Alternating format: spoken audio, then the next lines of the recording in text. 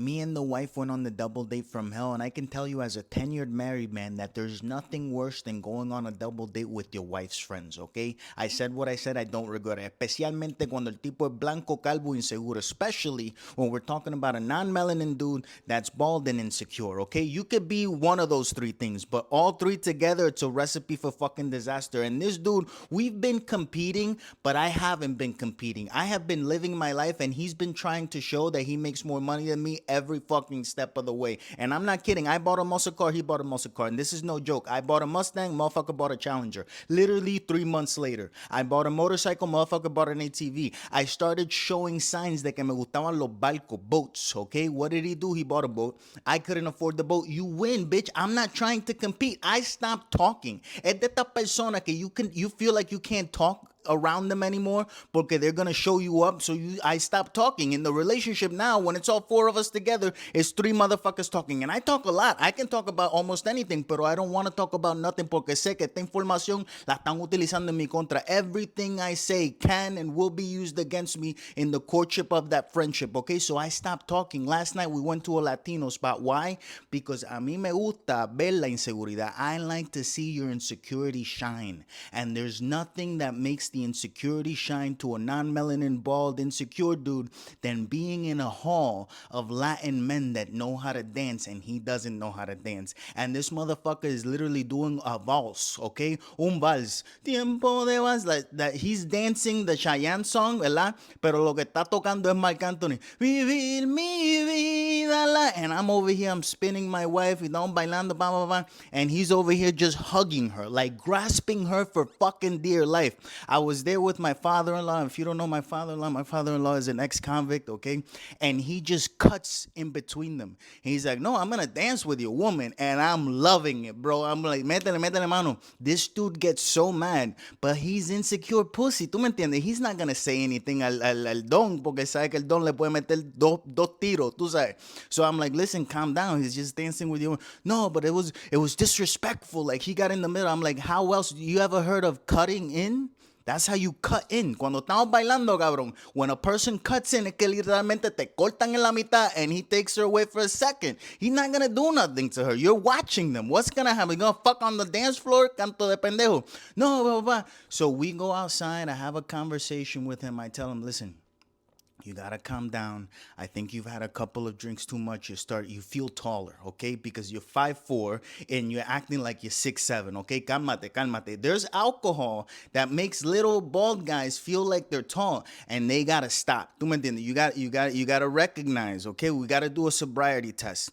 What's the sobriety test, Junior? Say I'm 5'4". No, I can't. I'm not 5'4". You see, you failed your sobriety test. Even if it's a lie, you should be able to say it, pero you're feeling the alcohol so much que tú no puedes ni mentirte a ti mismo. You can't even take that joke right now. You're not sober. You gotta go home. We called them a taxi. We sent them home, okay? This motherfucker came back 2 hours later because it was early. Se emborrachó rápido. The insecurity made him drink a lot. I know that we've all gone out with guys that are insecure and they drink too much alcohol thinking that's gonna be liquid courage. Y lo que pasa es que se ponen más pendejos todavía. They get dumber, okay, with every fucking shot. The dude in his car, in the car that he bought because, you know, he was insecure. I drove everyone there, so I was going to drive everyone back. But el tipo vira, no, that's my wife. Blah, blah. We get into a little tussle, blah, blah. Now, I'm the bad guy. I'm the bad guy because I called him a cab and sent him home. It's an Uber, you know, but cab, and it was West New York. They still got cabs. I don't have the Uber. I don't want to use the Uber app, but it's the same. A cab is an Uber for you young people. I'm the bad guy because I wanted him to feel safe. No, you were trying for your father-in-law to fuck my wife. Jamás y nunca, cabrón. That was never the plan. I didn't talk to my father-in-law. Mira, cabrón, my God. Tú le vas a meter mano a esta tipa esta noche, voy a hacer que este tipo se tome. I never had that conversation with him. I should have had that conversation. Now that I think of it, it would have been perfect to get you out of our lives. ¿Tú me estás entendiendo? Pero yeah, I hate the couples dating when you're in a marriage. It can make or break your marriage depending on the people that your wife decides to force you to do the couples dating thing. Because let's be honest, men don't want to do couple dates, okay? come over. That's not a date to me. When you invite us over or I invite you over, it's a totally different vibe. It's chill. We can do one-on-one, but we can actually get to know each other on another level. We don't have to impress each other. Don't use the information that I tell you and then go and try to one-up me in every fucking sense of the word in life. ¿Tú me estás entendiendo? Se me hace difícil. But this is for women. Las mujeres, women, it's on you that your guy wants to spend time with you outside of like doing the normal household or family activities. When you're choosing the friends to be around, that annoys a man. Like for real, on a cellular level. Just that's why most men don't have a lot of friends because we know that there's no time for that. We gotta be making money. We gotta be thinking about how to treat you, strategies. There's no time for negative people. So if a guy is a douchebag, you will find that the rest of his friend circles, they're all douchebags. They are all the same type of people. That's different. Now, there was this time that we went on a couple's date and the couple arrived with pineapples. We went to this restaurant in Nutley, New Jersey, a lot. And we had known this couple through the couple that I was just talking shit about. And they invite Pop and they show up with a pineapple. Oh, this is for dessert. And I'm like, I've never met a person ever in my life that when they come to you, when they greet you, you meet them at the restaurant, you meet them at your house, they bring a pineapple. I'm like, oh shit, this is weird. There comes a moment where the guy goes out for a smoke and his woman goes to the bathroom and my wife looks at me and she says they're trying to swing. Eso es lo que está pasando. Por eso trajeron la piña. And I'm like, a pineapple means that I want to fuck you? I don't understand. No, normally, in Latino culture, we just bring flowers. ¿Tú me entiendes? Cuando yo te quiero meter mano, te traigo flores. And I know in couples culture over here, when a person brings you a pineapple, that means that they're trying to open up their relationship and they want you to be a part. I'm like, I don't like them, though. ¿Tú me entiendes? It's not... You're not attractive enough to bring pineapples to people. I might be an asshole, but I felt like what a woman feels like. Una mujer, an ugly guy approaches them and is like, oh my God, how are you doing tonight? Then none of your fucking business. That's what I felt afterwards. I didn't know. We had the whole dinner. We were eating todo chévere. Because I'm just treating them as people. I'm not looking to see if you're attractive. I can treat you as a human being. I don't see attractiveness unless I'm trying to see attractiveness. And I wasn't trying because it's another couple. I was totally weirded out by the whole situation. Not that I'm a prude or anything, but I didn't understand it. I like straightforwardness. You bring me flowers with a little note. Hey, trying to open up my marriage. And I would, oh, no, thank you. Yes, no, maybe. No, definitely no. Not with you. Ever. Okay, stop. Please, stop. Don't do this again. You're embarrassing yourself. So, yeah. Couples dating, man. Why? Because porque. My disrespectful wife said that I don't have a dad bod, that I have a stud bod. A stud's body, okay? De que tengo el cuerpo de una lesbiana bucha. And you know what? I might have to agree. I was looking at myself in the mirror because I was feeling myself. I'm on a workout routine, all right? I work out once every full moon. I read it in an ancient book. It's been working. I saw that I have one ab and the ribs. When you're working out and you're seeing your whole ribs and the one ab on the top, it's a time for celebration. And I'm like, oh, mírame, tú sabes, me veo bien. Yeah, it's already starting to work. She's like, no, it's not. You look exactly the same. You look like a stud, which is kind of cool because you have what all studs want. And I'm like, I look like a stud? Like I look good? Like I look, like, no. Not like an original stud. You look like a 2025 stud. I'm like, a 2025 stud is a lesbian. She's like, yeah, that's what your body looks like. You look like a lesbian with the strap. And I'm like, excuse me? She's like, yeah, it's funny, no? I'm like, I guess that's funny, but not coming from you. That's something that I would expect the boys to say in the locker room of a gym, which would never happen because I'm not going to no gym. Pero coming from her, me dolió. Okay? Lo sentí bien. I felt it. I felt it in the core of my soul. Like, wow, my wife is a lesbian essentially because she feels like I'm in a lesbian relationship is basically what I'm saying if you go by my wife's account of my body. Okay? Which is weird because then, we're talking throughout the day and I'm bringing it up. I would say like I brought it up a couple times, maybe like 5 or 6 times. It was bothering me. All right. And she's like, oh, this shit is really bothering you. I'm like, yeah, because you say that I talk a lot, that I'm your best friend, that we have the best relationship because we could always talk about anything. We're always laughing. I'm like, are we a lesbian couple? She's like, we might be, but you're not, so we're not. I'm like, we might be, but I'm not, so we're not. Yeah, so we're just a happy couple. I'm like, I don't know, man. I don't know. You really fucked my mind up thinking now that I gotta change my body. But what if I do, like super exercise and then I just look like a super cut woman too? She's like, no, it would look different. Your testosterone would elevate and you would lose like the little man boob. I'm like, I don't have man boobs. She's like, yeah, you don't, but you will. I'm like, how do you know that I will have man boobs? I saw your father without a shirt on at some point. I'm like, shit, you're right. So now I am 10 years away, maybe 15, maybe 20 if I'm really lucky for man boobs. Once I get man boobs, I will be for sure in a lesbian relationship. It will complete the transition of my body. We will become a lesbian couple.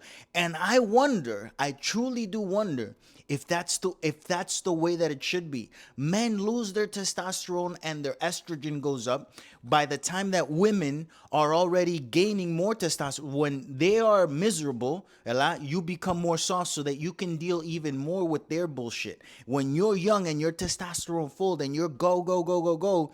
They're kind, they're sweeter, they're filled with estrogen, they're hormones, they want to love you, they want to hug you. The miracle of humanity. Imagínate lo perfecto que nosotros somos for one another. It's interesting. That's why even la gente que están transicionando se toman la hormona because it's needed. Especially if you really want to feel what it is like to be them. It's crazy. It's insanity. I don't understand it. I don't know how I should feel because normally, I don't give a fuck what she has to say about me or anything in general. Normally, yeah, of course, I'm being hyperbolic. I'm being, como que funny, haha. But at the same time, I can't be listening to the shit that my wife says 24/7. She says some crazy dumbass shit that who the fuck has the time for this crap? ¿Tú me estás entendiendo? So, I don't know. Maybe I gotta stop eating. Welcome to another episode of No Sabo Pero Quiero Saber, meaning I don't know but I really want to know Spanish, where I will be teaching you keywords, phrases, and sentences that you can have fun with, that you will be able to experiment your Spanish with other Spanish-speaking people, and it'll just form a conversation because you'll be able to laugh at yourself. Last week's word was toto. If you want to know what that means, you gotta go to the last episode, but today is se vale todo en este sándwich de salchicha. Everything is valid in this sausage sandwich. And yes, this is a part of an old Calle 13 song that I heard for the first time in El Tuque in Ponce. Before Residente was even famous, he used to do, he would open up for people. And I don't remember what I was doing in El Tuque in Ponce, probably nothing good. It's like a beach community over there in Ponce in the south of Puerto Rico. And se trepa Calle 13. And he's up there, se vale todo en este sándwich de salchicha. Se vale todo aunque Now, what does that mean? Se vale todo. Everything goes. Se vale. It's worth, okay? That's the literal translation. It's worth. Vale is a word that is also used in Spain. Not every single Spanish-speaking country uses the same slang, okay? Spain, the originators of the language, they use vale as a validation word. Like, okay. Literally, vale can mean okay. It can mean like, let's go, vale. Like, it just depends on the sentiment that you put behind the word, the passion, okay? But vale also means worth. Se vale todo. Everything is worthy. So I'm translating it for you in every single way possible. Pero cuando uno dice vale, it's like, okay, cool. All of these connotations are correct, okay? All of these different meanings can go to that one word depending on where you come from, depending on the type of slang. Now, when you say se vale todo en este sándwich de salchicha, everything goes in this sausage sandwich. That means that it's a party, okay? Sándwich de salchicha is not really talking about a sausage sandwich. It just means that everyone is here because of Vienna sausage. I'm saying Vienna sausage because those are the ones that I grew up with, or Carmela, la salchicha Carmela. It's either Vienna or Carmela. Sausage has everything in it. All right, it's like a mix of all meats. You get nails from a pig in a little Vienna sausage. It has just everything in it. Okay, so cuando dice se vale todo, it's like a double entendre. It has many meanings within that one meaning. Okay. salchicha tiene de todo. So everything goes in this sausage sandwich. That means like, oh my God, there's all types of people. Anything can go on the sandwich. Anyone can eat the sandwich. You understand how diverse that statement is, how much it's talking about with just one sentence? So when you're going out with your friends and you want to have a real like good time and you don't give a fuck about life, like this is the night that you've decided this is going to be your hangover night. Like you're going to forget, you're going to black the fuck out. You can start out that night diciendo to your white friends, se vale todo en este sándwich de salchicha. Now practice it. Se vale todo. Todo is an abbreviation for todo. Todo is the actual word that means everything. Todo. Not toto like we learned last week. No. Todo. Toto is Toto. No. Todo. Everything. Everything goes in this sausage sandwich. So learn it. Se vale todo en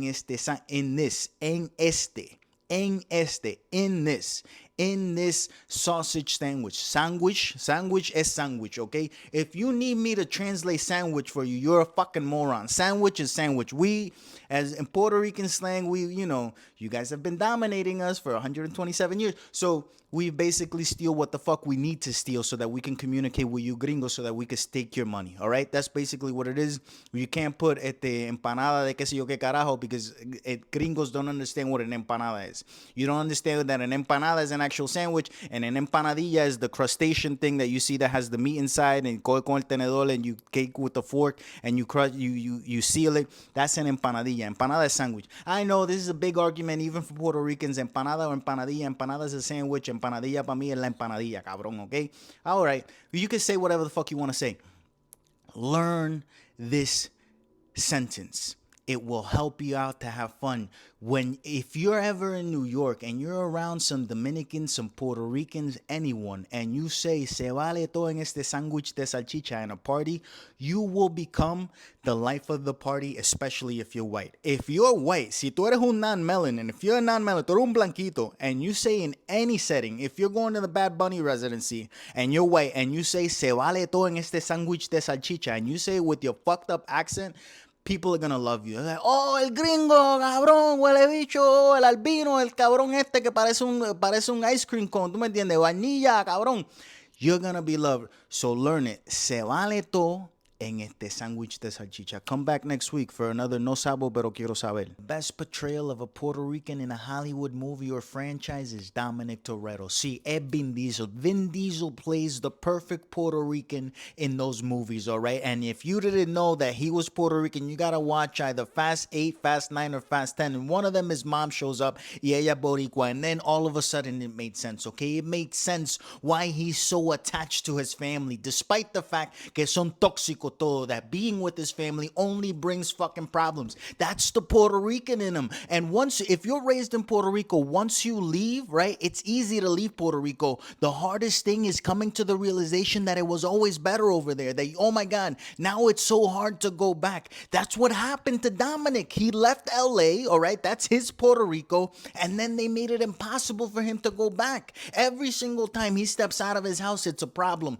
That's what it's like in Puerto Rico. Cada vez que tú sales, un problema. Yes, in LA, they're not taking out the power. You got water. It's a little bit different. That's bougie Puerto Rico for him. The car culture is definitely instilled in Puerto Rico. If you've ever been to Puerto Rico y tú nunca ido a la fiebre, that's what they call the car culture, la fiebre, cabrón. You show up and everyone's cars are fucking insane. They got the big subwoofers. Oh my God, the music is so fucking loud. You will go deaf.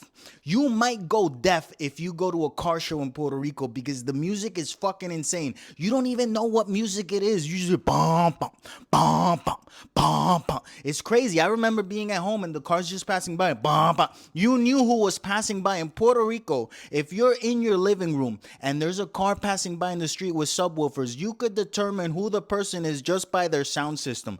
Bum, bum. Ese es Wilito. Bam, bam, bam. Ah, ese Coco. Bam, bam. Ese Willie. You just know by the sound of their music, by the sound of their subwoofers. It's insane. That's the culture. So when I see the Fast and the Furious movies now, when I came to the realization, this motherfucker, his last name is Torreto because his dad was Italian, but his mom was Puerto Rican. That's why he has this affinity with Dominican Republic. Tego Calderon, Don Omar is in the movies. Now I get it. He's always been virtue signaling de que yo soy boricua pa que tú lo sepas. No lo sabíamos, cabrón. Vin Diesel has always been saying in those movies, Dominic Torreto es boricua pa que tú lo sepas, pero no lo sabíamos porque nunca lo dijiste until movie number 9. If you would have came out in movie number 1 and would have said that Dominic Torreto is Puerto Rican, you would have had Fast and the Furious 27 made by now, bro. Because los boricua, to see ourselves represented in that positive light instead of in Carlito's way, where Al Pacino is an Italian man that has an Italian accent. There's nothing about Carlito that's Puerto Rican except the Puerto Ricans around him. It makes absolutely no fucking sense, okay? Pero Dominic, despite the fact that his Spanish is not very good looking, de la manera que actúa is very good looking for us, okay? The fact that he beat a guy almost to death after that guy crashed his car into his dad's and killed his dad, that's a Puerto Rican fucking thing. You cannot date my sister porque tú eres un blanquito and you look like a cop. That's a Puerto Rican thing, bro. Think about it. The love of the Challenger, that old muscle car, that's a Puerto Rican thing. Again, vayan a la fiebre en Puerto Rico. You're going to start to understand why Dominic Torreto is actually more Puerto Rican than he is Italian. The whole family dinners and shit, that's a Puerto Rican thing. I understand that there's an Italian affiliation as well. De que sí, los italianos, they like to do their Sunday dinners. Pero nosotros también, cabrón. It's us.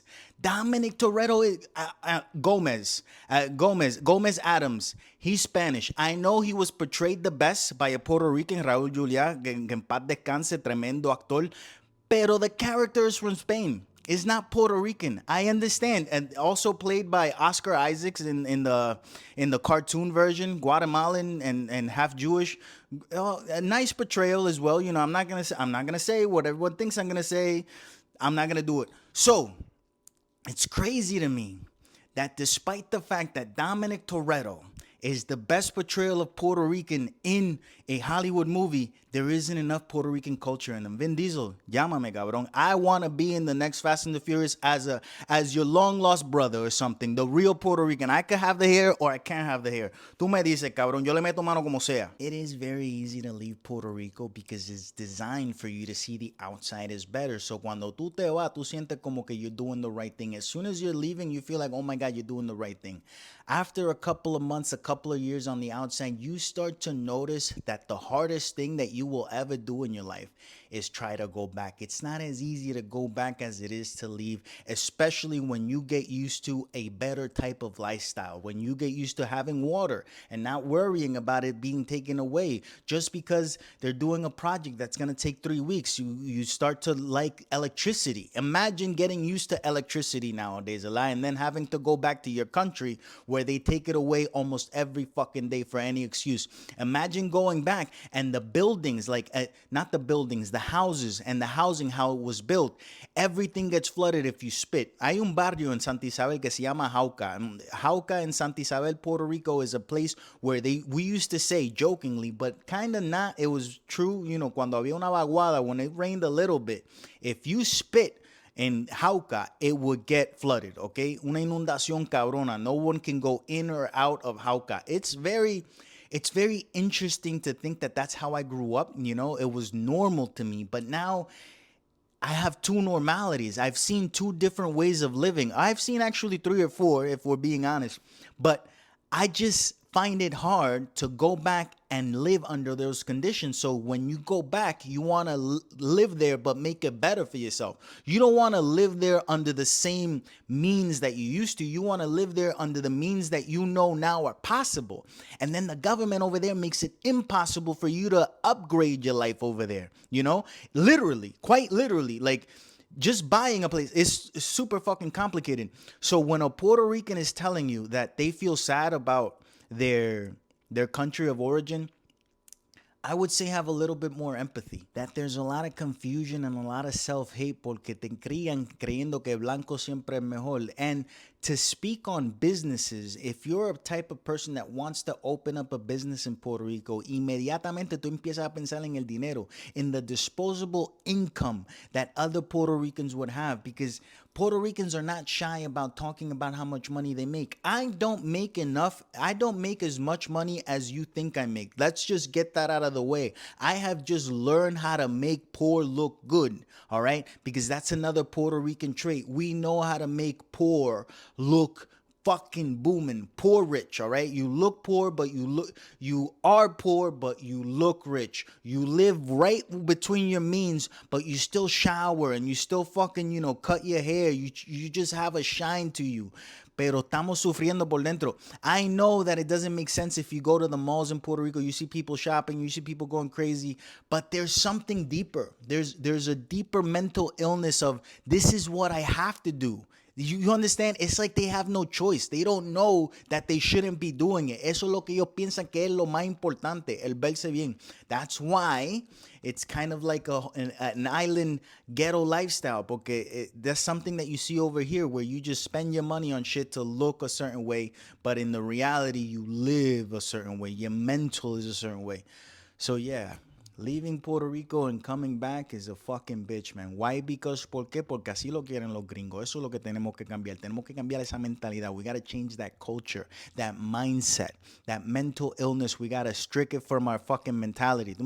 We got to strip it away from the code. I know it's hard, but we're trying. Seguimos tratando. Seguimos. Porque if we don't, nothing's ever going to change. A few weeks ago, a Dominican coworker that paints his beard, and yes, that is very relevant to the story, said that his wife of 7 years told them to go deeper while they were in the act, que se lo metiera más profundo, lo que significa que él es un cabrón, which means she's cheating, okay? Ella está con un tipo más bichu. She's with a longer dicky, all right? Her depth, her sense of depth is ruined. She doesn't remember. She forgot for a second who was inside. And this motherfucker told me, yo tenía hasta la bola por dentro casi. He was balls deep, and this bitch is telling him to go deeper. Now, that was not a problem if it's the first time. Si la primera vez que tú estás con una mujer y ella te dice, dame más profundo, she doesn't know. She doesn't know that you have reached your limit. But after 7 years, if she's asking más profundo, she's cheating. I told him, cabrón, you have to dig deeper. Ella está con otro tipo. No, ¿cómo va a ser? No seas mamá huevo, Junior, ¿qué pasa? I'm like, okay, chévere.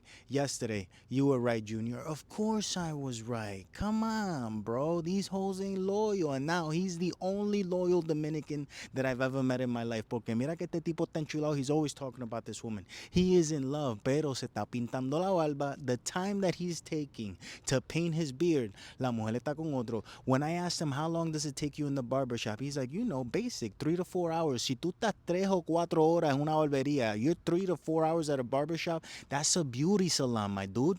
Okay, eso no es ningún barbershop. Barbershop, you go in, you make an appointment, 30 minutes later, you should be home. ¿Cuál es la necesidad de eso? He also has his nails done, okay? He has his nails done con el esmalte. Ah, no, Junior, tú sabes que yo tengo que tener mi esmalte para enseñar que tengo las uñas limpias. Your nails are so clean that they're not even inside your wife. You understand what I'm saying? Your nails gotta be a little bit dirty, que te huelan a chocho. I'm just saying, if he didn't spend so much time taking care of himself, he would have time to take care of his wife.